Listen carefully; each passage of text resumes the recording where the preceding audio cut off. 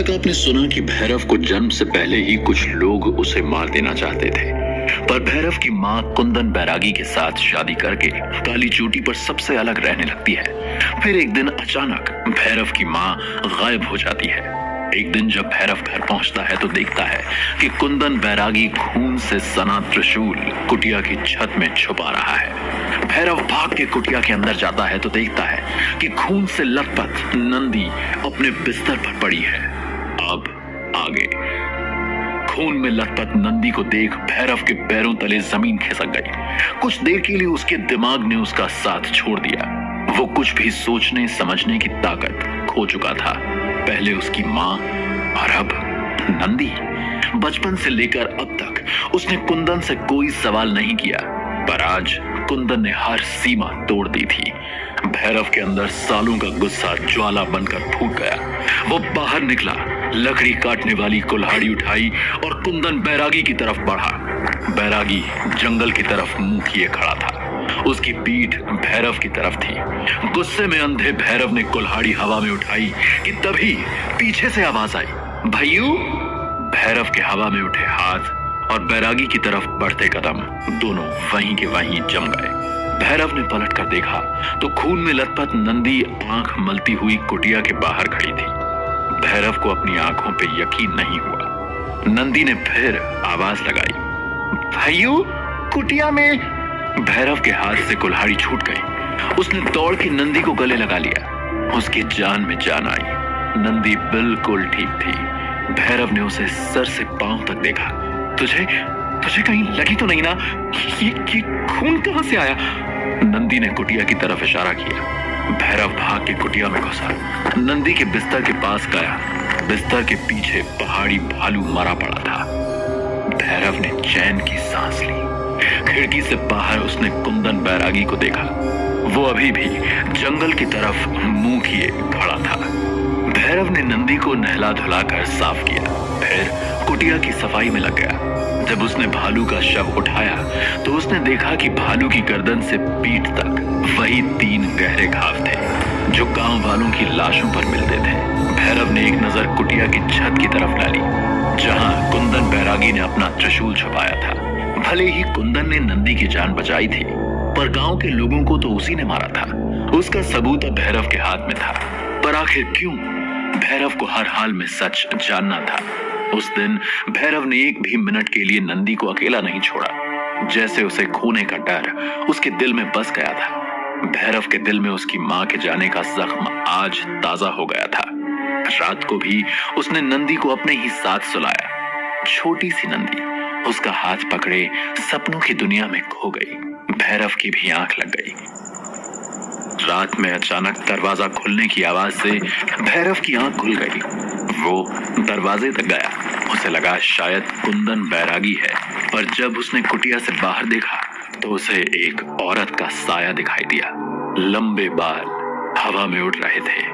भैरव उसकी तरफ बढ़ने लगा। भैरव जैसे जैसे आगे बढ़ता उसे औरत की सिसकियां साफ सुनाई देती। भैरव को आवाज जानी पहचानी से लगी। वो आवाज की तरफ बढ़ने लगा। कौन है वहां? भैरव ने आवाज लगाई। औरत भैरव की आवाज पर चुप हो गई। भैरव ने फिर आवाज दी, कौन हो तुम और इतनी रात को यहाँ क्या कर रही हो? औरत धीरे धीरे भैरव की तरफ मुड़ी और कुटिया की रोशनी में आगे आई। भैरव का सर चकरा गया। सामने गौरी खड़ी थी, उसकी मां। इतने सालों बाद भी बिल्कुल वैसी की वैसी। भैरव के पैर जम गए। मां! गौरी की आंखों में आंसू थे। भैरव, मेरा राजा बेटा। भैरव को अपनी आंखों पे यकीन नहीं हो रहा था। वो मां की तरफ बढ़ा, पर गौरी ने उसे हाथ के इशारे से वहीं रोक दिया। आगे मत बढ़ना भैरव। क्यों मां? मैं तुझसे नहीं मिल सकती, पर एक मां के दिल के हाथों मजबूर होके आज चली आई। गौरी ने रोते हुए कहा। क्यों नहीं मिल सकती मां?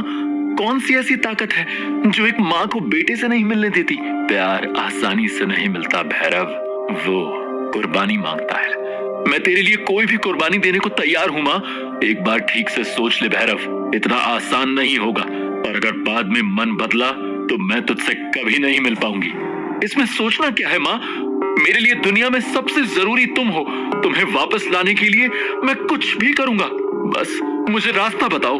गौरी कुछ देर चुपचाप खड़ी भैरव को देखती रही, जैसे उसके दिमाग की सारी बातें वो सुन सकती थी। फिर उसने कहा, मुझे पाने के लिए तुम्हें अपनी किसी कीमती चीज की कुर्बानी देनी होगी भैरव। कीमती चीज? भैरव के माथे पर बल पड़ गए। उसके पास तो कोई भी कीमती चीज नहीं थी। वो परेशानी से अपनी माँ की तरफ देखने लगा। ध्यान से सोचो भैरव, तुम्हारे पास सबसे कीमती चीज क्या है? उसके पास गिनती की 4 चीजें थी। एक कुल्हाड़ी, कुछ कपड़े, बादल, उसका घोड़ा और नंदी। भैरव का दिमाग सुन्न हो गया। नंदी? उसने अपनी माँ की तरफ देखा। गौरी की आंखों में आंसू भरे थे, जैसे वो जानती थी कि वो क्या मांग रही थी। भैरव के पैर कमजोर पड़ गए और वो वहीं जमीन पर घुटनों के बल गिर गया। भैरव के मन में उम्मीद की एक किरण जागी थी। वो शायद सच में अपनी माँ को वापस ला सकता था। भैरव को अपने सिर पे अपनी माँ का हाथ अच्छे से याद था, जैसे दुनिया की कोई भी मुसीबत उस तक नहीं पहुंच सकती थी। वो उस हाथ को महसूस करना चाहता था। आज इतने सालों बाद एक उम्मीद नजर आई थी कि शायद वो अपनी उजड़ी हुई दुनिया फिर से बसा सकता था। वो इस मौके को हाथ से कैसे निकलने दे सकता था। पर नंदी, गौरी शायद कुछ समझ गई। अपना ख्याल रखना भैरव, अब शायद तुम मुझे कभी ना देखो, पर बेटा एक बात हमेशा याद रखना, तुम्हारी माँ तुमसे बहुत प्यार करती है। इतना कह के गौरी जंगल की तरफ मुड़ी।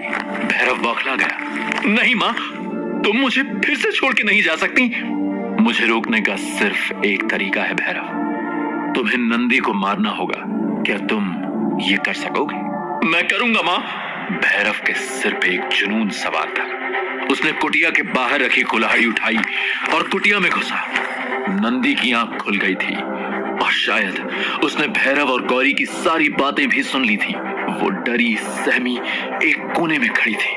भैयू, मैं तुम्हारी नंदी। नंदी सिसकी लेते हुए कहती है, पर भैरव जैसे अंधा बहरा हो गया था। भैयू, मुझे मत मारो।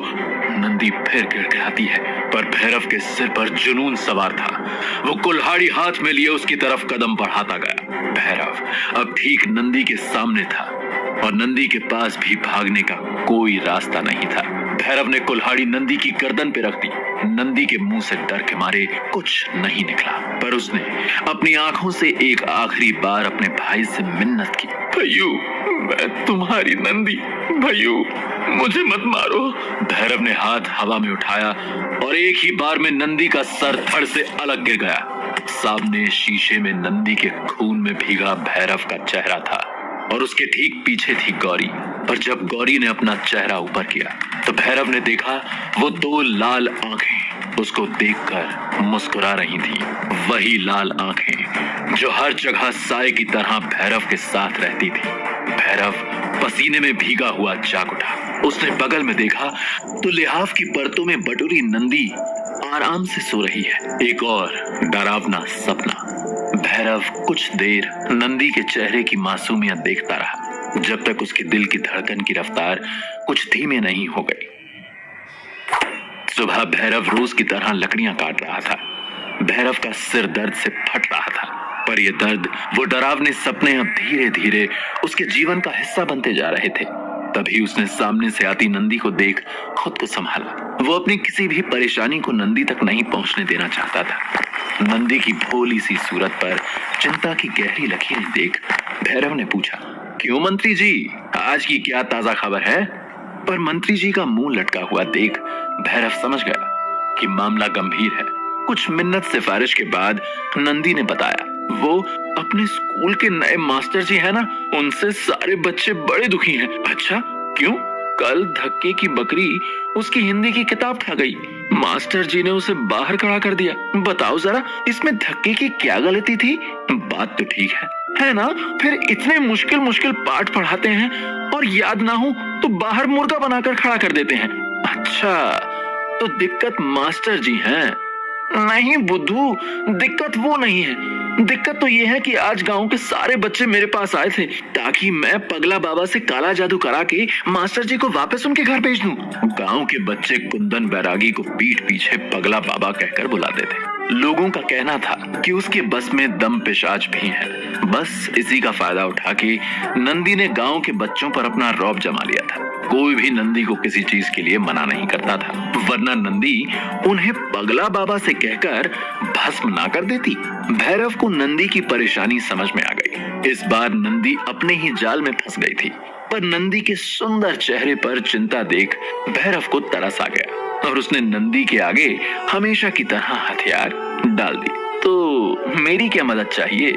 इतना सुनते ही नंदी का चेहरा जैसे फूल सा खिल उठा। नंदी ने झट से पूरा प्लान भैरव को बता डाला। भैरव नंदी के छोटे से शरारती दिमाग से हैरान था, लेकिन उसे मना कर पाना उसके बस में नहीं था।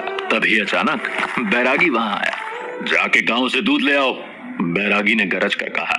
दूध तो अभी रखा। भैरव ने कहना शुरू ही किया था कि कुंदन फट पड़ा। जितना कहा है उतना करो। भैरव ने चुपचाप गांव का रास्ता पकड़ लिया। नंदी भी दुम की तरह उसके पीछे हो ली। भैरव अपनी सोच में डूबा पहाड़ उतर रहा था कि तभी नंदी ने कहा, भाइयों एक बात पूछूं?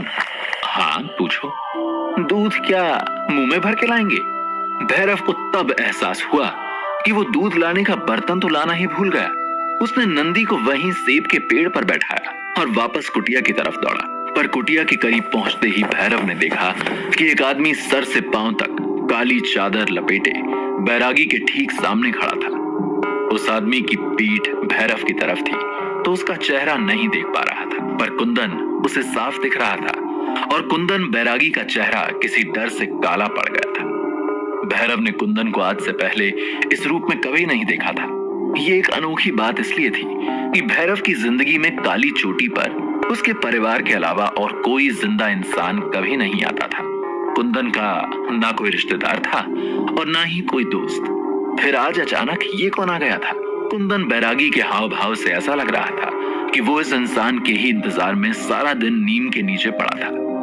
भैरव एक पेड़ की ओट में हो गया। मैंने कई बार संदेशा भेजा पर तुम आए नहीं, तो सोचा आज खुद जाके मिल लूं। काली चादर वाले आदमी ने कहा। मैं कुछ काम में व्यस्त था, कुंदन ने नजरें चुराते हुए कहा। तुम्हारी व्यस्तता के बारे में ही बात करने आए हैं बैरागी। आदमी की आवाज संजीदा हो गई। हमारी एक अमानत तुम्हारे पास पड़ी है, उसे तुम्हें वापस करना होगा। उसे बचाना तुम्हारे अकेले के बस की बात नहीं है। मैं कर लूंगा, चाहे मेरी जान ही क्यों ना चली जाए, मगर मैं उस पर कोई आंच नहीं आने दूंगा, कुंदन बोला। और तुम्हारे मरने के बाद दोनों के बीच सन्नाटा छा गया। खतरा बड़ा है बैरागी, और वो लड़का हमारी आखिरी उम्मीद है। तुम उसके रास्ते की रुकावट नहीं बन सकते। उसे मैंने पाल, पर मत भूलो कि वो तुम्हारा बेटा नहीं है बैरागी। वो हमारी अमानत है तुम्हारे पास। अब समय आ गया है, हमें उसकी जरूरत है। तुम्हें उसे वापस भेजना होगा।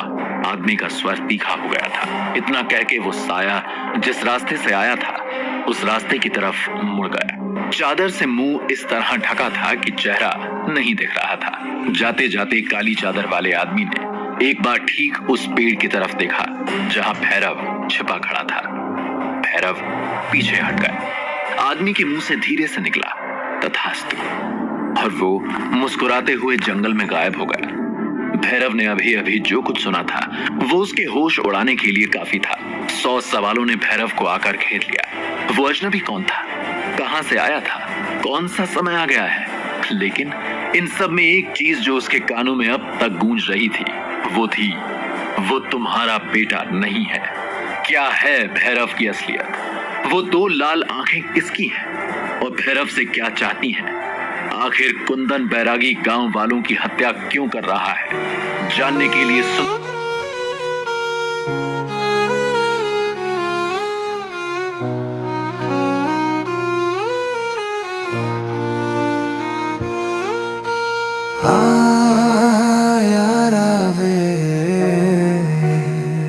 कैसी ये सजा तूने दी है रब्बा,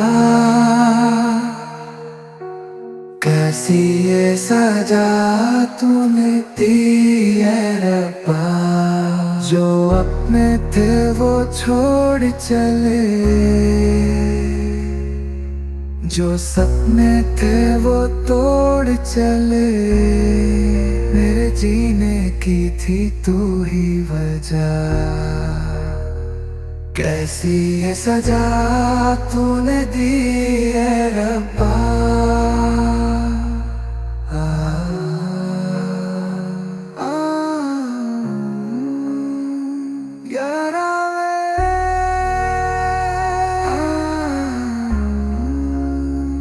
ऊंचे महलों की तुरानी रीत ये दुनिया की पुरानी।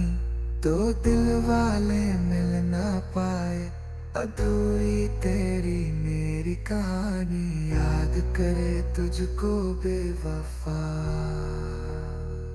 कैसी ये सजा तूने दी है रब्बा।